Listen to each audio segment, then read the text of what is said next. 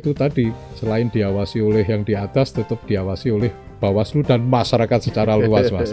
Artinya beruntunglah menjadi penyelenggara ini, karena akan semakin baik kalau itu dilaksanakan betul. Pengawasan internal Ya kita. jadi namanya manusia, Mas. Manusia itu tempatnya salah dan lupa, mungkin begitu ya. Contoh misalnya begini, dia suka joget-joget, misalnya kebetulan joget-jogetnya itu di sebelah baliho, karena waktu itu juga banyak baliho-baliho pasangan calon. Hukum dan pengawasan. Betul. Ini nggak ada kopinya, Mas. Ini karena judulnya sudah bukan ngopi-ngopi sehingga jadi kopinya juga sudah tidak kita Saya kalau sediakan. nggak kopi serak ini. Ini mohon di-cut ya nanti ya.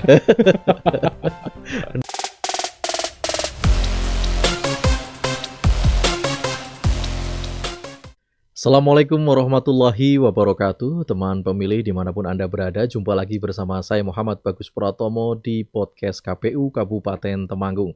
Seperti biasa, dalam podcast kami kita akan menyuguhkan berbagai obrolan seru mengenai demokrasi, politik, pemilu, dan juga pilkada. Dan seperti episode-episode sebelumnya, kita masih di seri Komisioner KPU Kabupaten Temanggung. Tentu Anda semua penasaran, kali ini komisioner yang mana yang akan kita hadirkan sebagai narasumber untuk Anda semuanya. Kisi-kisinya, kita hari ini akan ngobrol tentang hukum dan pengawasan. Nah, tentu ada sebagian dari Anda yang sudah paham siapa berarti yang saya hadirkan di samping saya.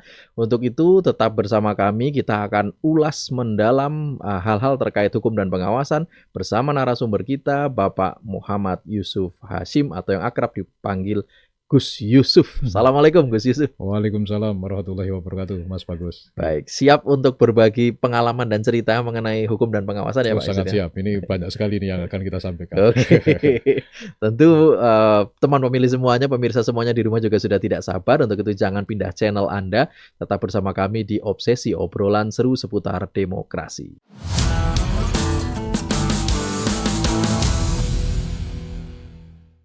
Baik, kita langsung saja. Pak Yusuf ini adalah Ketua Divisi Hukum dan Pengawasan. Dan di periode sebelumnya juga Ketua KPU Kabupaten Temanggung atau merangkap Divisi Keuangan Umum dan Logistik ini juga. Sebelum kita membahas hukum dan pengawasannya Pak Yusuf, sebenarnya enjoy mana nih Pak Yusuf menjalani divisi yang sekarang atau divisi yang sebelumnya? Jadi begini Pak Bagus, ini kaitannya dengan tugas kita itu sebenarnya komisioner itu kan sama. Ketua juga merangkap anggota, artinya dan keputusannya juga diputuskan dengan pleno. Artinya kolektif kolegialnya ini yang harus kita junjung tinggi. Posisi dimanapun baik ketua divisi ataupun ketua KPU secara umum itu sama sebenarnya, karena keputusannya ada di rapat pleno. Masalah enak-enakan nggak ada, kerja yang nggak enak itu. Kerja yang enak itu nggak ada, Pasti yang mudah ada pasti enaknya. ada tanggung jawab yang harus kita emban dan lain sebagainya. Begitu Pak. Oke, baik. Dan Pak Yusuf ini kan sudah melalui 2 kali pemilu di KPU Kabupaten Temanggung, betul, ya Pak Yusuf ya. Kalau yang sebelumnya di PPK ya itu nanti kita akan coba kita cari episode lainnya. Baik. Hari ini kita akan bahas KPU-nya nih Pak Yusuf 2 kali, pemilu 2019 dan pemilu 2024. Betul. Sama pilkada. Sama pilkadanya 2024 juga. Apa nih perbedaan yang Pak Yusuf rasakan yang paling mencolok, tentu yang dalam hal positif nih, di antara pemilu 2019 dan 2024 ini yang paling Pak Yusuf rasakan ini berbeda sekali nih dalam hal ini. Ya, yang pertama tentu proses tahapannya. Kalau semakin ke sini saya kira demokrasi di Indonesia melalui pemilihan umum ini semakin baik. Terkait dengan persiapannya, kemudian logistiknya. Kalau dulu logistik masih manual misalnya, terkait dengan pemesanannya, distribusinya, sekarang sudah dibantu dengan aplikasi. Kemudian pemesanannya juga lewat aplikasi juga. Kemudian persoalan-persoalan yang kaitannya dengan regulasi, ini peserta pemilu, masyarakat juga sudah pengetahuan tentang kepemiluan juga sudah semakin baik karena teknologi, misalnya dengan media sosial, kemudian ada informasi-informasi apa yang langsung dari di negara kita, ini masyarakat juga sudah terbuka dengan hal itu, maka memudahkan kita untuk mensosialisasikan semua tahapan-tahapan pemilu ataupun hasilnya sampai di tingkat akhir, apakah ada sengketa dan lain sebagainya. Perbedaan yang mencolok tentu di 2019 dan 2024 ini terkait dengan proses tahapan dan aturan-aturan yang ada. Aturan-aturan yang ada, misalnya apakah secara umum kita masih mengacu dengan undang-undang yang sama. Waktu itu Undang-Undang 7 tahun 2017 juga, yang di pemilu 2019 dan 2024 hanya ada revisi-revisi yang berkaitan dengan tahapan-tahapan sampai di tingkat akhir. Masalah persoalan hasil pemilihan umum 2019 kita juga ada untuk Temanggung, dan 2024 juga kita ada, tetapi bukan spesifik ke KPU Kabupaten Temanggungnya, tapi karena dalam satu dapil di tingkat DPR RI. Jadi kita ikut untuk melaporkan istilahnya, atau menyiapkan alat bukti yang dibawa ke MK. Begitu, Pak.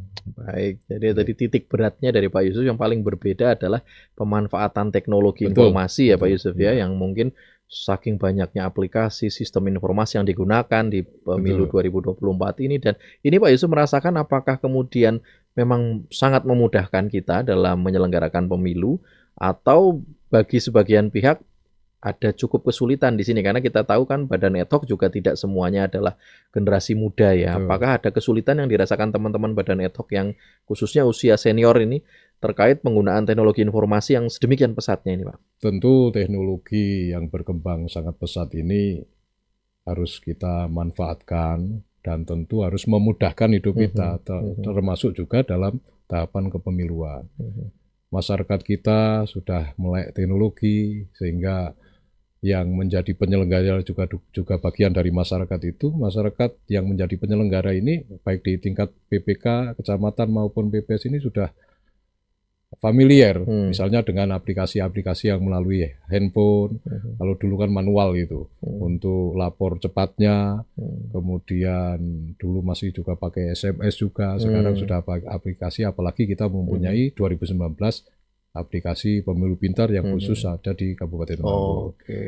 Sebenarnya pengalaman-pengalaman itu dari penyelenggara kita di Kabupaten Temanggung, baik dari KPU sampai tingkat Badan Ad Hoc KPPS, itu sudah setiap pemilu sudah ada inovasi. Dan kita betul-betul berbeda dengan kabupaten lain, Mas. Ada aplikasi, kalau di 2019 itu pemilu pintar, kemudian yang 2024 WA-Bot, karena juga ada di RI juga. Di RI kalau 19 masih kita sendiri itu yang pemilu pintar itu.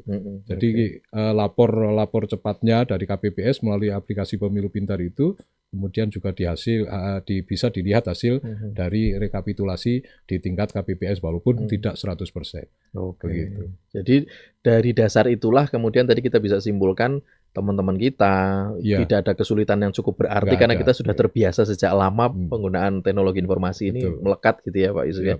Jadi ini informasi untuk teman pemilih semua, tadi disampaikan Pak Yusuf bahwa Temanggung itu, KPU Kabupaten Temanggung sudah mengawali penggunaan pemilu pintar gitu ya Pak Yusuf ya. Namanya aplikasi di pemilu 2019.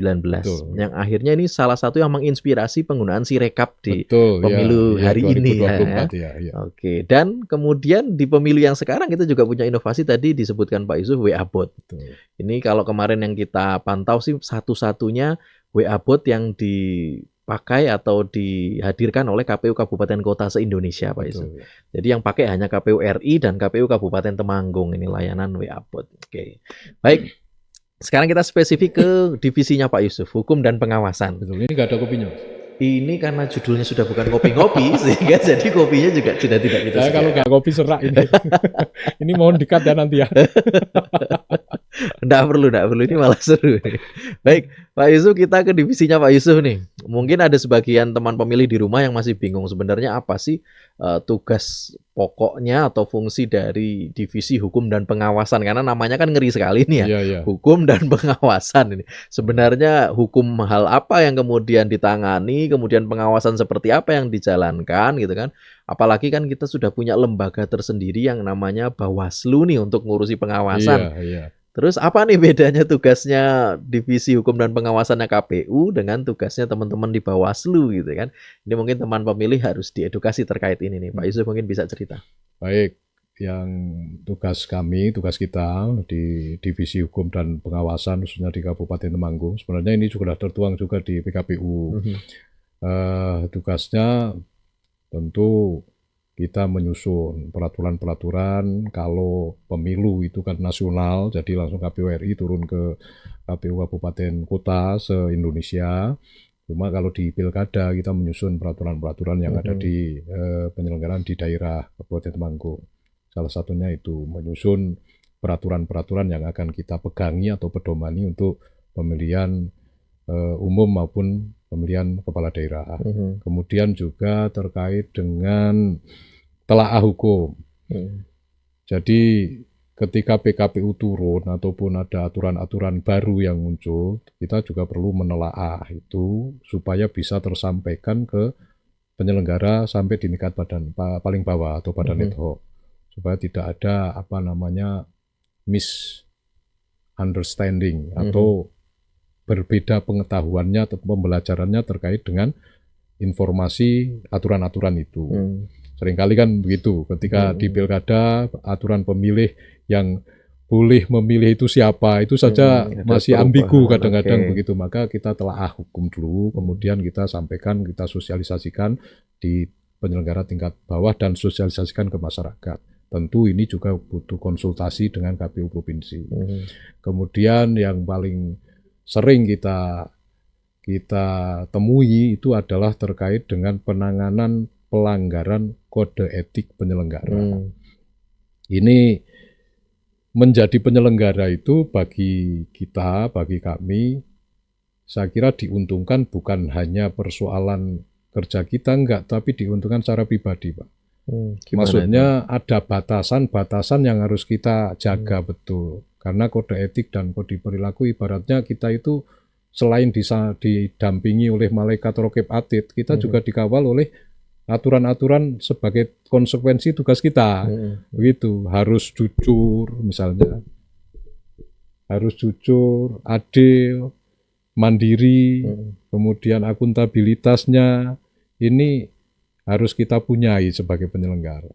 Artinya divisi hukum itu ke ranah itu dalam hal pengawasan kode etik penyelenggara badan ad hoc sampai di tingkat KPPS, Pak. Bahkan internal Komisi Pemilihan Umum Kabupaten Temanggung. Jadi kita kalau ada hal-hal penanganan pelanggaran kode etik itu ya kita tangani sesuai dengan prosedur.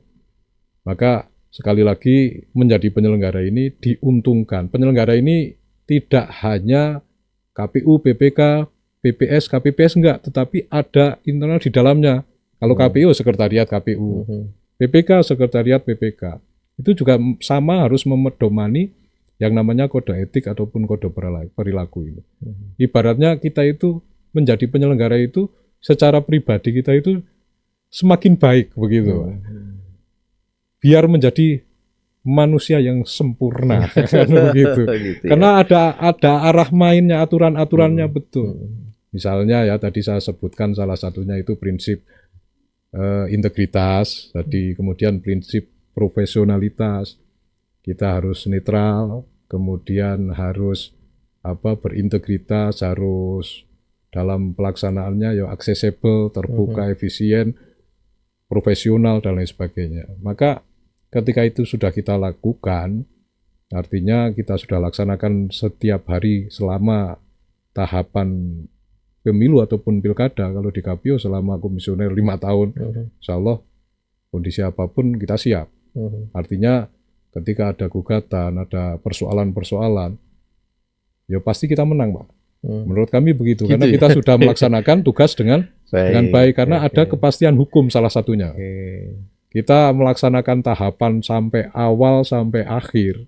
Akhir itu di tingkat rekapitulasi dan penetapan hasil, itu semua sudah ada aturannya. Artinya ketika kita sudah menepati itu, baik prinsip integritas maupun prinsip profesionalitas, aman, Pak, kita.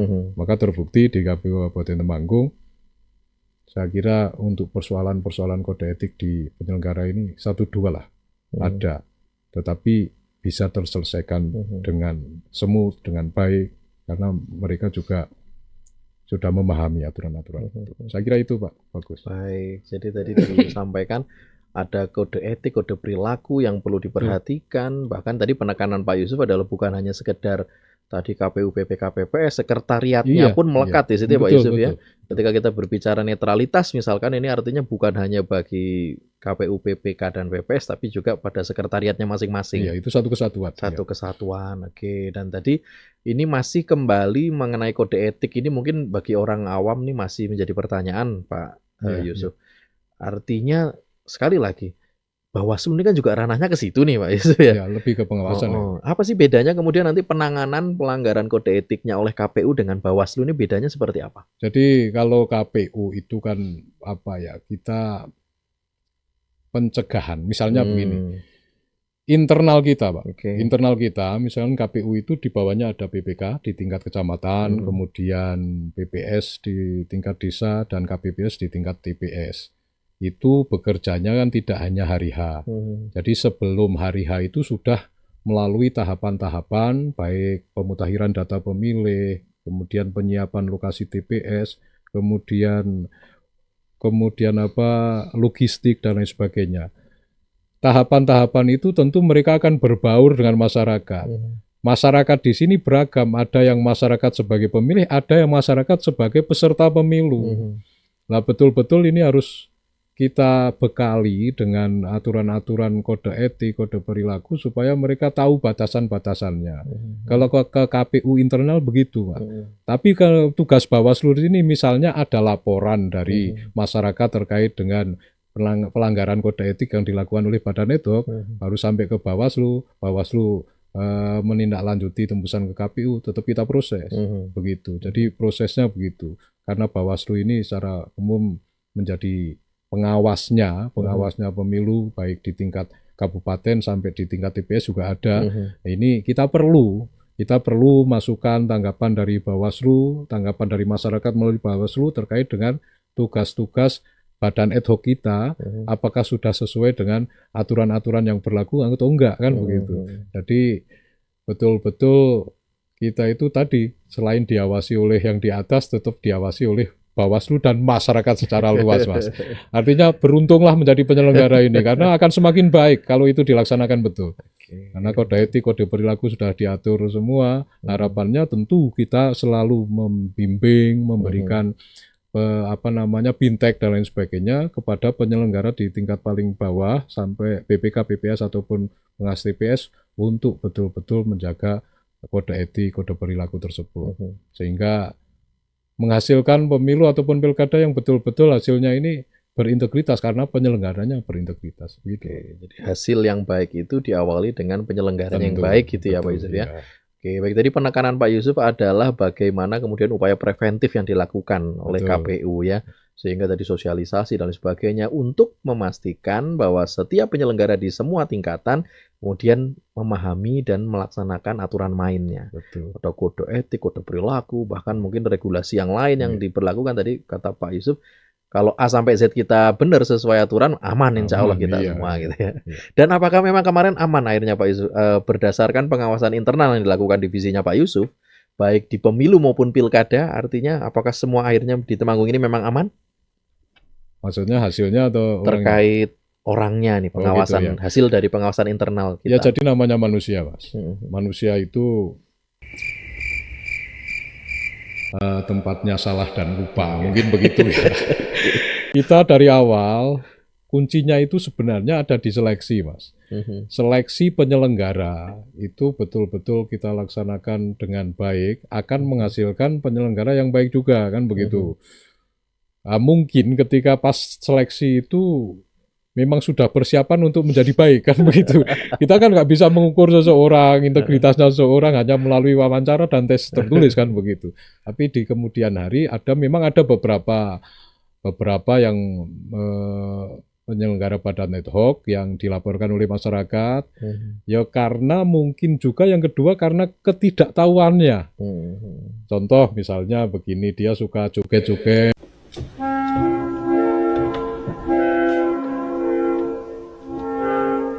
Misalnya kebetulan joget-jogetnya itu di sebelah baliho. Karena waktu itu juga banyak baliho-baliho pasangan calon. Sebelah baliho. Ternyata itu dilaporkan oleh masyarakat. Ini hal-hal seperti inilah yang kadang-kadang kita itu memang seperti ikan di akuarium, Pak. Kelihatan bagus, tapi kita nggak bisa apa-apa, diawasi oleh orang di luar kita. Sementara kita nggak tahu kalau yang melihat itu siapa-siapa. Ternyata semua orang bisa melihat kita, dan tentu melihatnya itu ada yang melihat dia tugasnya benernya, tapi juga ada yang melihat cari-cari salahnya di mana, kan begitu. Dan memang kalau sudah melanggar aturan-aturan, kode etik dan lain sebagainya, ini memang dipersoalkan apapun ya salah, Pak. Maka konsekuensinya kita bina melalui penanganan kode etik, itu juga sudah ada aturannya, ataupun yang bersangkutan untuk mengundurkan diri, kan begitu. Baik. Nah, ini tadi dari segi penyelenggara. Sekarang dari segi pesertanya, Pak Yusuf. Hasil dari pengawasan divisinya Pak Yusuf kemarin ini di pemilu maupun pilkada, kayaknya baik pemilu maupun pilkada pesertanya juga kooperatif ya. Minim kayaknya pelanggaran, apalagi yang sampai dapat sanksi sepertinya minim ya Pak ya, di Temanggung ini. Aturan itu ada, itu menurut mereka peserta pemilu itu kan bagaimana ada celah untuk melanggar, itu kan begitu. Jadi dalam hal ini tentu tidak bisa dikatakan penyelenggaraan pemilu atau pilkada ini dimanapun sempurna, itu nggak mungkin ada. Untuk menjadikan pemilu ini hasilnya berintegritas kan syaratnya itu 3. Pemilih berintegritas, penyelenggara berintegritas, peserta pemilunya berintegritas. Artinya ketika hanya penyelenggara yang berintegritas, tentu 2 komponen ini juga harus kita berikan istilahnya sosialisasi atau pembelajaran terkait demokrasi, bahwa demokrasi kita itu melalui pemilihan umum ya begitu.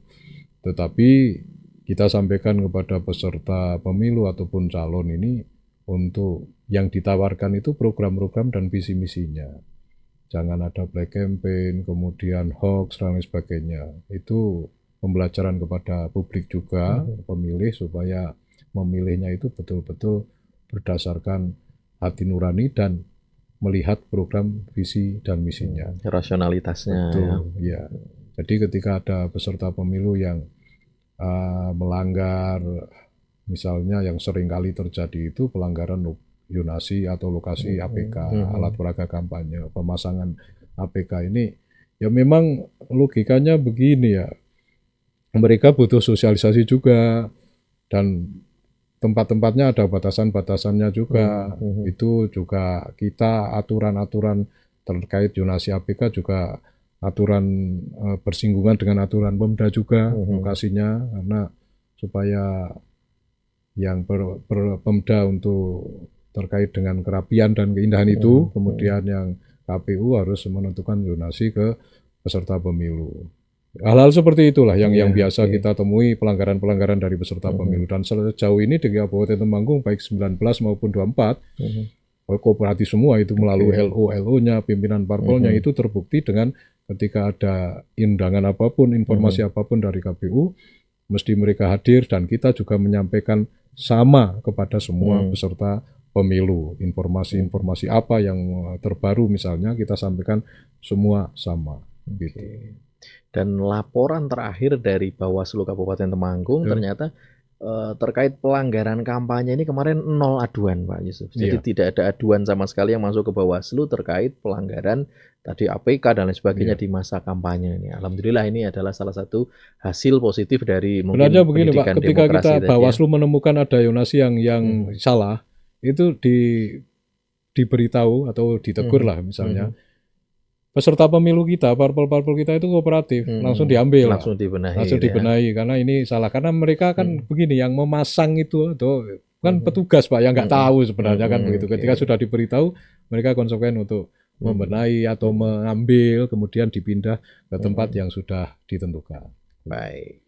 Nah, tadi sudah dijelaskan telaah regulasi ada, kemudian pengawasan internal juga ada, kemudian sampai ke pengawasan peserta. Nah, berikutnya ini yang juga menjadi salah satu tugas utamanya Pak Yusuf adalah advokasi nih kan. Artinya ketika KPU ada gugatan, ada perselisihan, hasil dan lain sebagainya, ini kemudian yang bertugas di garda terdepan yang harus berangkat ke MK sana ini Pak Yusuf, ini timnya Pak Yusuf.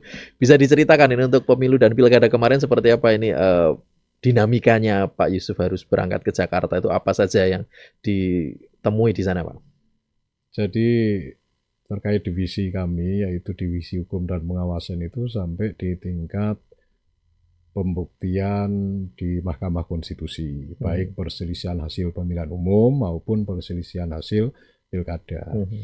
Di Temanggung, selama kami di KPU Kabupaten Temanggung ini, tadi di awal sudah saya sampaikan, kita ada gugatan MK itu PHPU pemilu.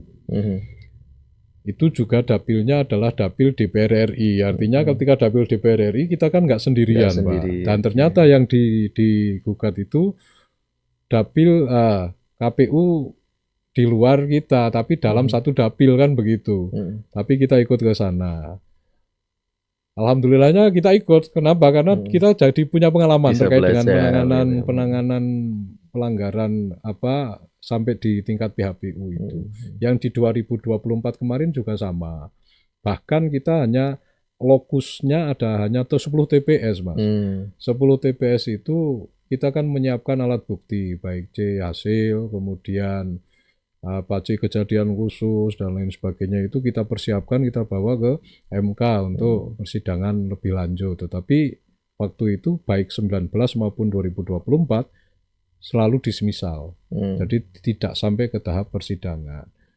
Tetapi secara umum divisi hukum dan pengawasan itu siap untuk menangani itu ketika ada PHPU ataupun PHP pilkada. Kuncinya ada di penyelenggaraan, baik di tingkat TPS maupun di tingkat KPU kabupaten kota. Di tingkat TPS apa? Rekapitulasi itu kan di tingkat TPS, Mas. Jadi yang biasa dipegangi peserta pemilu yang menggugat itu kan adalah C hasil dari tingkat TPS. Sementara jenjang rekapitulasi itu sudah di tingkat PPK, di tingkat KPU kabupaten kota, dan kita selalu berikan salinan ketika setelah rekapitulasi itu. Sebenarnya sudah clear, Mas, di situ.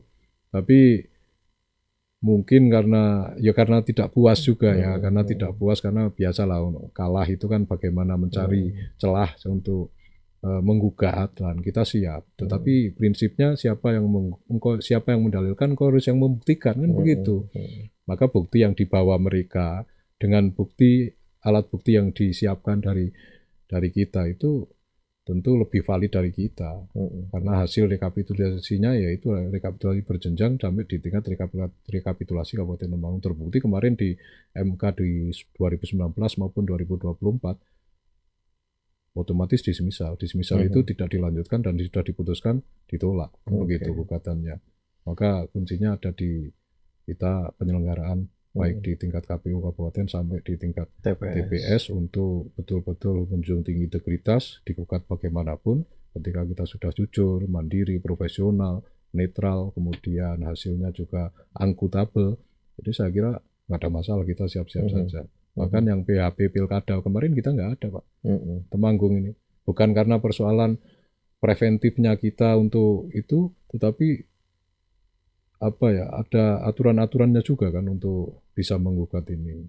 Itu juga faktor yang menggugat itu kan faktor dari calon. Apakah mereka mau menggugat dengan pertimbangan-pertimbangan ini atau tidak. Kalau memang sudah tidak memungkinkan pun biasanya tidak menggugat. Tapi kalau memungkinkan menggugat supaya hasilnya baik itu apakah nanti hasil dari gugatan itu pemungutan suara ulang ataupun dihitung kembali ataupun yaitu PSU. Jadi kita nggak ada ini KPU Kabupaten Temanggung, ya kemarin Temanggung tidak ada PSU sama sekali. Dan itu harapannya saya ada itu. Malah berharap ada. Kenapa? Karena kita tahu ketika digugat ke MK itu mana sih yang dipersoalkan calon ataupun masyarakat di tahapan ini, kan begitu.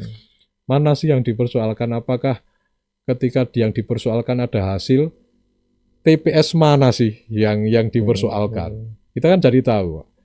Tapi sejauh ini semua penyelenggara di tingkat Badan Edok, khususnya di Kabupaten Temanggung, sudah bekerja dengan luar biasa, berintegritas penuh dan profesional.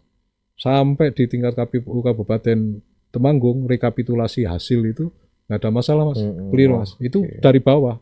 Kalau dari bawah sudah aneh-aneh, di KPU Kabupaten Temanggung saya kira Lebih sudah repot lagi kita repot ya. lagi, betul Pak.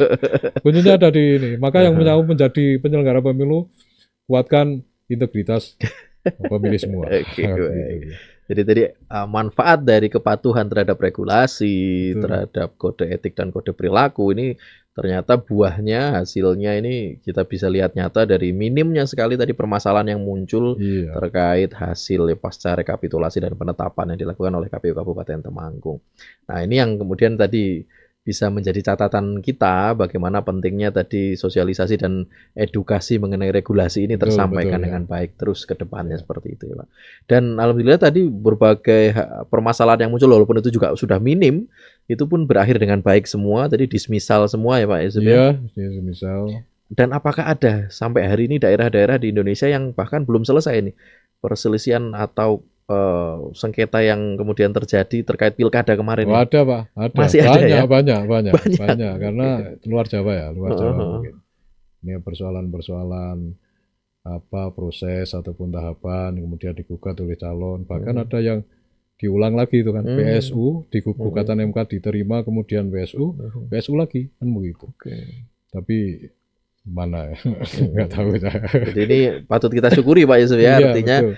di saat beberapa daerah yang masih harus berjibaku dengan pemilihan ulang, hari ini kita bersama jajaran badan ad hoc kita sudah bisa Betul, menikmati betul. waktu yang lebih santai gitu. Oke, baik.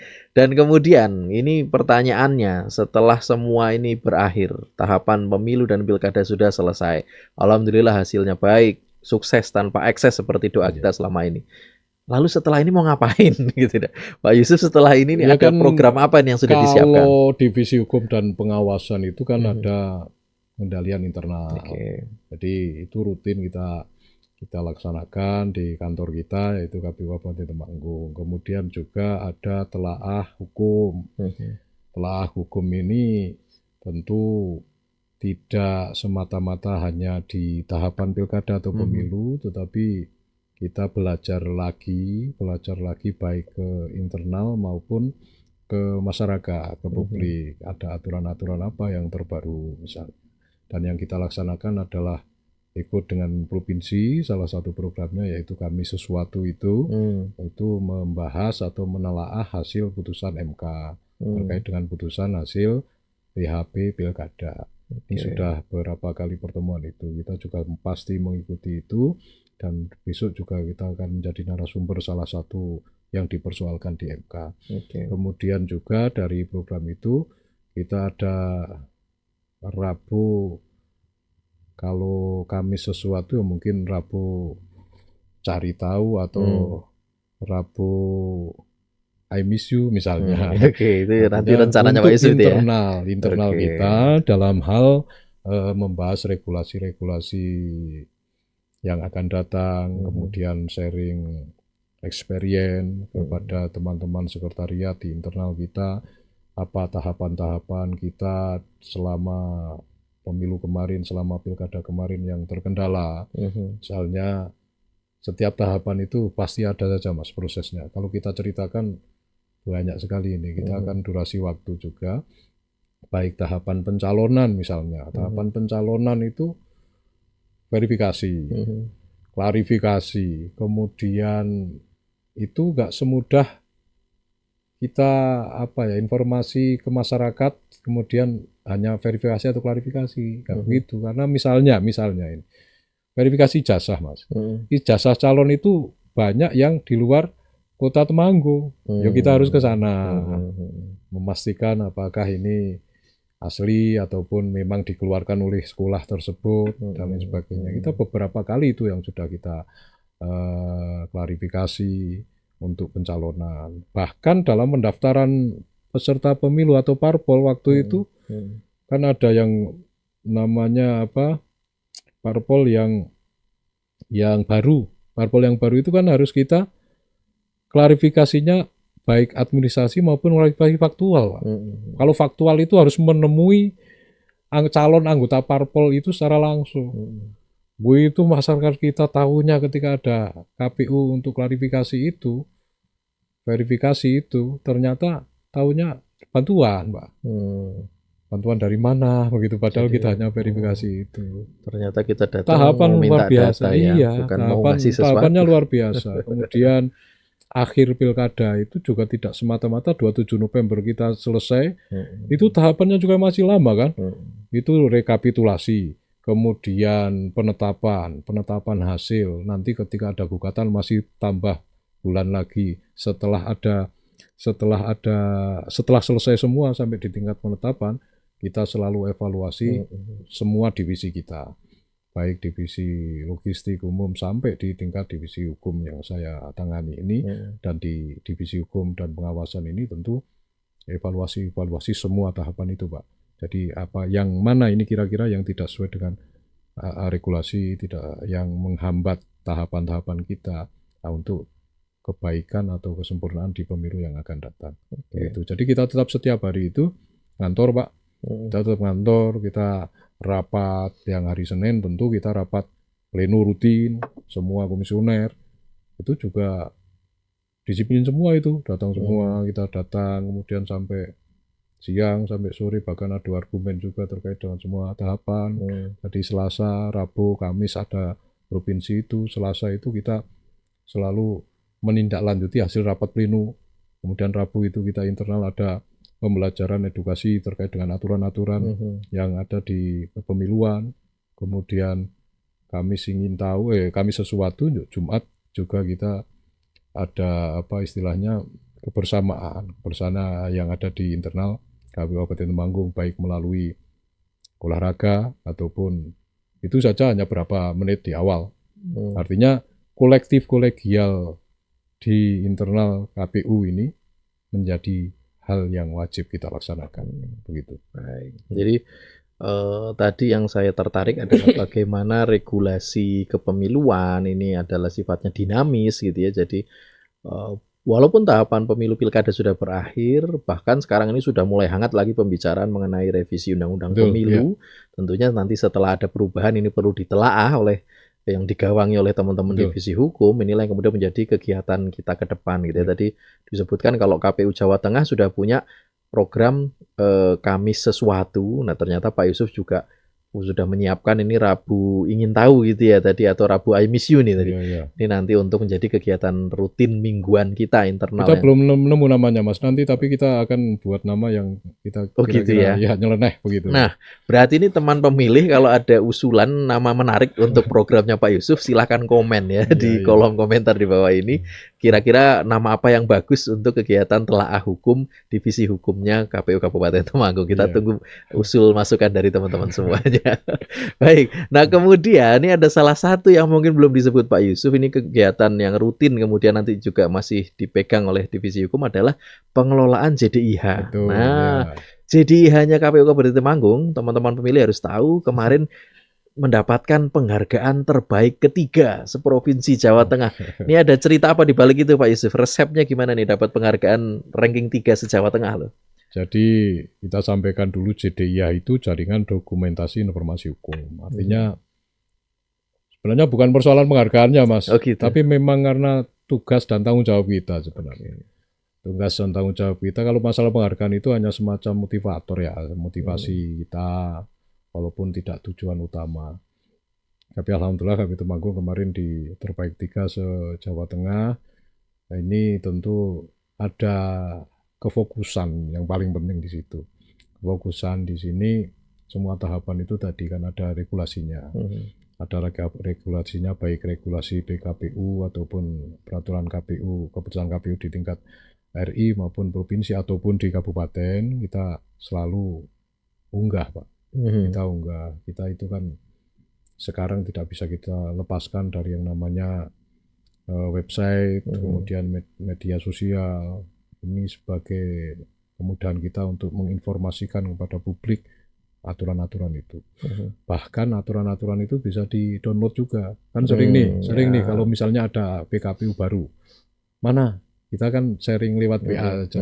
Padahal sebenarnya di website kita itu ada. Apa sih putusan yang berkaitan dengan Lungsura misalnya. Kita sudah enggak. Nah, kuncinya ada di kedisiplinan kita sebenarnya. Dan itu bukan semata-mata itu instruksi ataupun untuk mencari penghargaan, enggak. Tapi memang tugas kita begitu. Tugas kita dibantu oleh sekretariat, begitu kalau divisi hukum untuk menyiapkan dokumentasi hukum yang bisa diakses oleh publik, yang bisa diakses oleh masyarakat, dan alhamdulillah kita sudah ke sana lah. Gitu. Walaupun secara nilai 100 ya masih 90-an. Kita usahakan kita mencapai ke sana. Tapi bukan apa-apa, tapi hanya itu. Karena tugas kita sebagai penyelenggara pemilu. Jadi penghargaan itu hanya bonus ya Pak ya. Betul, ya. Yang paling utama adalah bagaimana menyuguhkan tadi informasi untuk masyarakat. Jadi silakan nih teman pemilih semuanya, pemirsa semuanya, setelah ini Anda bisa akses browsing JDIH Kabupaten Temanggung, KPU Kabupaten Temanggung, untuk mencoba mencari berbagai produk hukum yang sudah dikeluarkan selama ini oleh KPU, khususnya KPU Kabupaten Temanggung. Dan juga ada media sosialnya Pak Yusuf ya. Ada. Jadi ada IG-nya, teman-teman bisa follow dan bisa lihat berbagai postingan terkait edukasi masalah hukum atau regulasinya kepemiluan di sana lengkap. Dan insya Allah kita juga akan kolaps ini. Jadi hanya KPU Temanggung dengan media sosialnya KPU Temanggung nanti mulai bulan Juni ini setiap hari Kamis dan Jumat kalau nggak salah ya. Ini akan ada kolaps konten Pak Yusuf. Nanti terkait khusus hukum itu terkait regulasi. Baik, terakhir Pak Yusuf, harapannya Pak Yusuf ke depan terkait demokrasi di Temanggung seperti apa? Khususnya nih kita sudah punya pemimpin baru, harapannya Pak Yusuf untuk masyarakat dan kabupaten kita ke depan seperti apa? Baik, jadi saya kira demokrasi kita semakin membaik, Mas. Dari pemilu yang pertama sampai di 2024 ini, saya kira semakin membaik. Tentu harapannya para pemangku kepentingan yang terkait dengan aturan-aturan ataupun undang-undang, kita kan hanya sebagai penyelenggara di tingkat kabupaten atau tingkat daerah lah. Kita mengikuti aturan-aturan yang ada itu untuk memperbaiki proses demokrasi ini atau mempertahankan paling tidak proses demokrasi ini. Pemilihan umum secara langsung, umum, bebas rahasia, jujur dan adil ini. Tidak serta-merta meniadakan itu. Kalau meniadakan itu, kembali misalnya di kabupaten dipilih oleh DPR, itu ada kemunduran demokrasi. Menurut saya begitu. Jadi ini dipertahankan untuk selalu ada pemilu, walaupun mungkin nanti bisa dikaji ulang apakah dengan di tahun yang sama. Kalau kemarin kan di tahun yang sama, jadi mungkin selaku penyelenggara kita agak repot sekali karena beririsan dengan tahapan, beririsan tahapan pemilu dan pilkada. Mungkin di pilkada 2029 kita mungkin dikaji ulang lagi. Harapannya tentu masyarakat juga mengikuti Mas proses-prosesnya baik dari awal sampai akhir, dan ada edukasi demokrasi di situ. Pemilih itu oke lah kita dinamakan pesta demokrasi atau pesta rakyat lah boleh, tapi pesta yang dalam arti sesungguhnya kita berhak bebas memilih siapapun yang mempunyai kompetensi, visi misi, program yang jelas. Tidak yang dimaksudkan masyarakat sekarang ini adalah pesta bisa menerima amplop dari semua calon. Ini kan miris, Mas. Jadi harapannya publik, pemilih juga mempunyai edukasi yang baik terkait dengan kepemiluan, demokrasi ini. Jangan dijual lah suaranya. Karena ini untuk 5 tahun ke depan. Peserta pemilu juga demikian, harusnya mempunyai kesadaran, sense of politik. Kesadaran politiknya ini memang perebutan kekuasaan, perebutan tampuk kepemimpinan, tetapi tujuan utama bukan untuk golongannya, untuk pribadinya, tapi untuk masyarakat, untuk warga negara. Kita menjadi penyelenggara saja, tujuan utamanya adalah untuk menyelenggarakan pemilu pilkada yang berintegritas untuk semua masyarakat, khususnya di Kabupaten Temanggung. Maka peserta pemilu dan pemilih juga harus mempunyai prinsip yang demikian. Ini kita kalau bicara pemilu, diskusi dengan masyarakat, publik, miris ke depannya. Karena kaitannya terutama pesta ini yang dinamakan masyarakat adalah pesta amplop begitu, Pak. pesta amplop. Logikanya kan semakin banyak calonnya, mereka semakin senang. Bukan karena program pilihannya banyak program dan visinya bisa bermacam-macam, enggak, tetapi karena amplopnya. Ini kan miris, Pak. Jadi marilah kita perbaiki demokrasi kita. Tidak, kalau ada tikus di lumbung padi, tikusnya aja lah yang dibuang lah. Jangan dibakar sama lumbung padinya. Tapi ketika lumbung padi itu tikusnya sudah banyak sekali, tidak bisa dibuang, baru boleh bakar. Tapi untuk penyelenggara saya kira masih terakhir itu ya. masih bagus lah ini dilanjutkan, karena nanti akan jadi kemunduran demokrasi. Begitu, Mas. Baik, itulah harapan dan pesan dari Pak Muhammad Yusuf Hasyim, Ketua Divisi Hukum dan Pengawasan KPU Kabupaten Temanggung. Tadi menarik, salah satu pesannya adalah bahwa pemilu, pilkada itu adalah pesta gitu ya. Jadi di situ bukan tempatnya jual beli, bukan tempatnya untuk transaksi. Ketika Anda datang ke suatu pesta, ada es teh, ada opor ayam di situ, silakan ambil dengan cuma-cuma sesuai pilihan hati nurani Anda, tidak perlu Anda mengeluarkan atau menerima uang tentunya kalau kita datang ke satu pesta. Baik, terima kasih Pak Yusuf atas kehadirannya di obsesi kita kali ini. Nanti mudah-mudahan Pak Yusuf bisa datang lagi di obsesi episode selanjutnya. Ini masih belum semua ini, Mas, saya sampaikan, Mas. Jadi apalagi hari ini kami belum menyuguhkan kopi gitu kan. Nanti mudah-mudahan di kesempatan berikutnya kita bisa suguhkan kopi untuk Pak Yusuf. Terima kasih Pak Yusuf. Baik teman pemilih semuanya, inilah akhir dari kebersamaan kita di obsesi episode kali ini. Terima kasih atas kebersamaannya. Nantikan terus obsesi, obrolan seru seputar demokrasi KPU Kabupaten Temanggung di episode-episode selanjutnya yang insya Allah tema dan tamunya tidak kalah menarik dari episode kali ini. Untuk itu jangan lupa subscribe, kemudian share, komen, dan like postingan ini untuk membantu mendukung kami menyuguhkan tayangan-tayangan baik dan menarik selanjutnya. Saya Muhammad Bagus Pratomo, ini saatnya saya undur diri. Terima kasih. Wassalamualaikum warahmatullahi wabarakatuh.